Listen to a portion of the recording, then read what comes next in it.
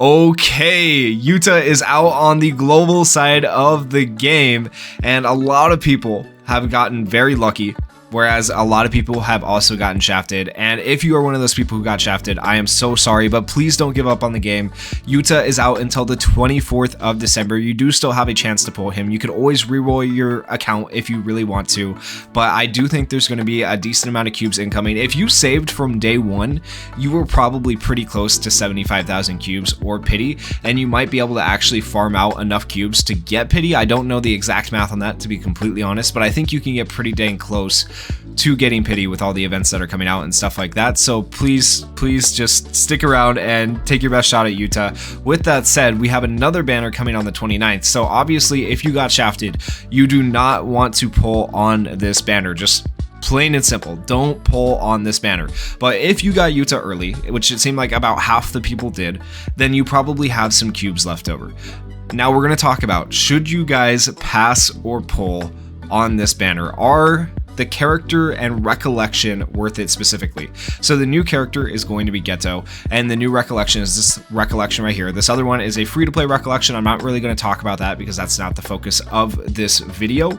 Now, first off, I do want to say we are getting a login event where you get 10 free tickets for the gacha no matter what. Just like how when you logged in for Yuta, you got a free multi, you will get a free multi for the Geto banner as well. So you can absolutely, everybody, even people who got shafted, can hop in for Geto and potentially get Geto. And here's the good thing, even if you did not get Yuta, Geto is still a very good character. So say you got shafted on Yuta, you hop in with your free tickets on Geto and you happen to get him, your account's still in a fairly decent place in my opinion. And Geto's animations, by the way, I really like them. They're really sick. So let me show you where these two are at on the tier list, and then we'll talk about what they can do, because they're actually really good and it's hard to pass on not pulling for them with cubes, but at the very least you can summon with the tickets. So first off, the character. Looking at the JP tier list, I always go to the JP tier list because I feel like this is the most accurate tier list there is, right? We have the double S characters up here. So we have Gojo, we have Yuta, who of course is very good, and people know that by now in game. In the S plus tier, we have Megami and Nanami. Both of these characters are in the game right now. People have used them. People know that Megami is an insanely good character. And then one more tier down, we have Nobra. You have this, oh my gosh, why can't I remember his name? Nanami. Oh my, why was I spacing that? We have Nobra, we have Nanami down here, who are both very decent characters, and people have used them already on global, and they know that he's decent. And then in that same tier, we have Geto. Geto is actually insanely good. And he's still even above other characters down here in the lower ranks of the tier list. So like in A+, we have Itadori and Panda. Going lower, we have Megami, Maki, and Toto. And then even lower down here, we have the new JJK 0SR characters who are at the bottom, right? So I feel like he's like kind of middle, like he's mid, but he's not bad, right? He's kind of worth pulling for, but I don't necessarily think he's worth using your cubes on just because of where he ranks. But if you want someone with like a beautiful animation, I think his animation is really nice, I will say that, and he definitely has his uses in the game. We'll talk more about what those uses are here in a second when we go over his kit. But the thing you're really pulling for, in my opinion, if you decide to pull on this banner right here, the thing you're pulling for is this Recollection. The strongest pair Recollection is really good. Okay, so it's an S plus tier. It's literally the second tier down. There's plenty of tiers below that, but it's really good. It's on the same level as Adult Time and a lot of other Recollections that people will end up using in the game, and it's just below the tier where Non-Standard and Pride and all the other Recollections are. So let me show you guys what these two things can do and why they are so good. This is the new Suguru Geto's art, and you can't tell me the art isn't nice. Like he looks very nice as a character, in my opinion.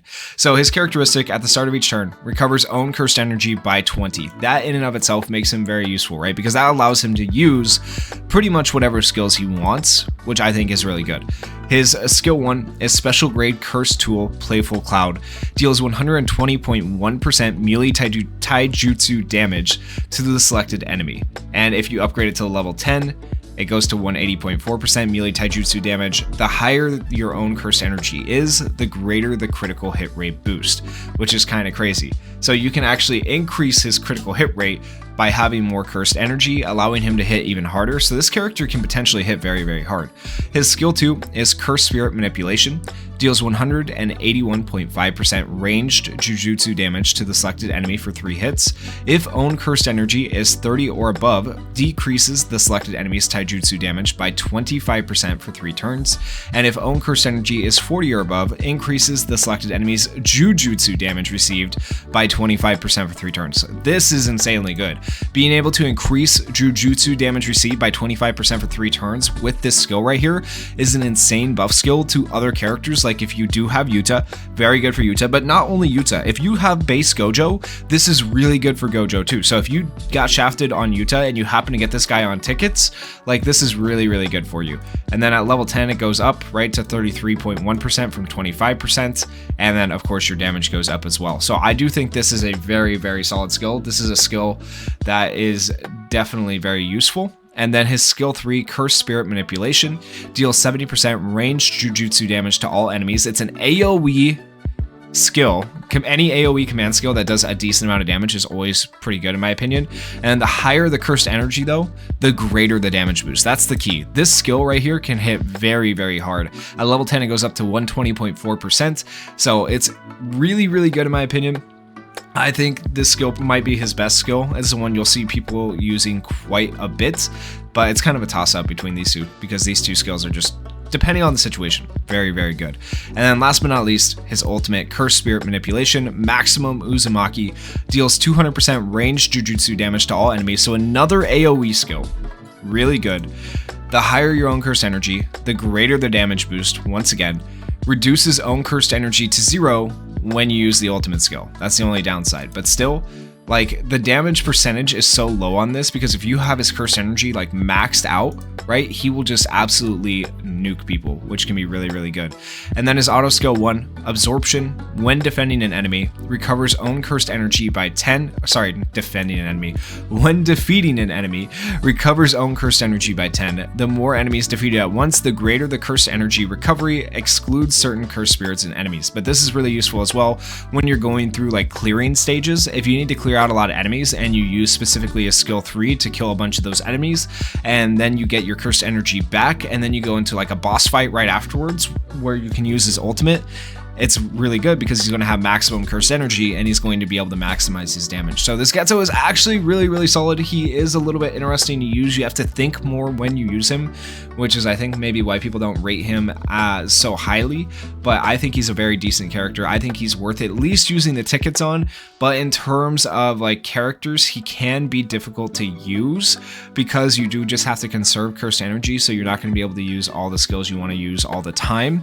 Just keep that in mind. Like you'll have to make a choice between like using skill 2 here to buff your other character or using skill 3 here to do the AoE damage and get your cursed energy back in order to use your ultimate. So you gotta make choices with this character, and that makes it a little bit rough. And also you have to maximize his damage potential by keeping his cursed energy up instead of just having like maximum damage like Gojo has just off the rip without any conditions. So I guess that's the one thing that makes him hard to use and maybe not worth pulling, is that he has conditions to meet for maximizing his damage. But other than that, like I don't really see a ton of downsides to him.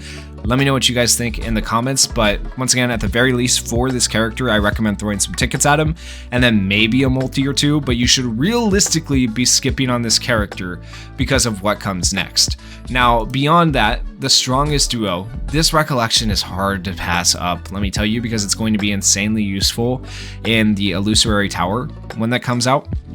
So when ultimate skills activated, increases own Jujutsu damage by 60% for 2 turns. So it's not as much as non-standard, but it does last for 2 turns. And then the big thing, when you limit break it to level 1, at the start of battle, increases own ultimate skill gauge charge rate by 20% for 3 turns. That right there is what makes this particular Recollection really, really, really good. And so if you do get a chance to pull for it, I do recommend it because it's going to help you out immensely, especially if you're one of those people who does not have non-standard. If you don't have that non-standard Recollection, or you don't have Pride yet because you just haven't been able to beat the formidable foe battles, this Recollection right here will help you clear so much content in the game. It's very, very good. So once again, for this particular Recollection, I would 100% use the tickets and then maybe toss a multi or two in to try and get this Recollection. But as far as this banner goes in general, even though these you know, character and Recollection are fairly decent. They're not at the top of the tier list, let's face it. They're not there. They're decent. Geto's decent. He's kind of middle of the road though, so I would probably pass on him. And then the Recollection is worth more so a multi or two because it is fairly decent, but still, once again, not at the top of the tier list. So it is worth a multi or two. Okay, but then what is coming next is absolutely crazy, right? We are getting two very, very good units for the global side of the game. So this is the global JP timeline. Let me show you the global timeline. Let me show you the JP timeline. So coming next, right after Geto, we should be getting Agile Body Itadori unless they decide to switch up who comes next again. But Agile Body Itadori is very good. And then right after Agile Body Itadori, we are getting Hollow Purple Gojo. I talked about this a little bit in a recent video, but they are both insanely good characters. So let me show you where they're at. Hollow Purple Gojo up here in double S tier, of course, and then Agile Body Itadori up here in S plus tier. So even Agile Body Itadori is above Geto, and so I do think that makes those two banners worth pulling on more. Now, the character you probably want to save for the most is Gojo, but at the very least, I probably would not be summoning on Geto, in my opinion, unless, once again, I've said it all video, you toss the tickets at it and you toss like a singular or two multis at it. But with that said, of course, I will be summoning for the character for you guys. So if you guys want to see that, make sure you go down there, hit that like button and hit that subscribe button. And if you got shafted on Yuta, I'm begging you, please stick around, try to get him here in the next month. I hope you get lucky. I really do. I hope the next summon you pull him. And thank you guys so much for watching. Peace.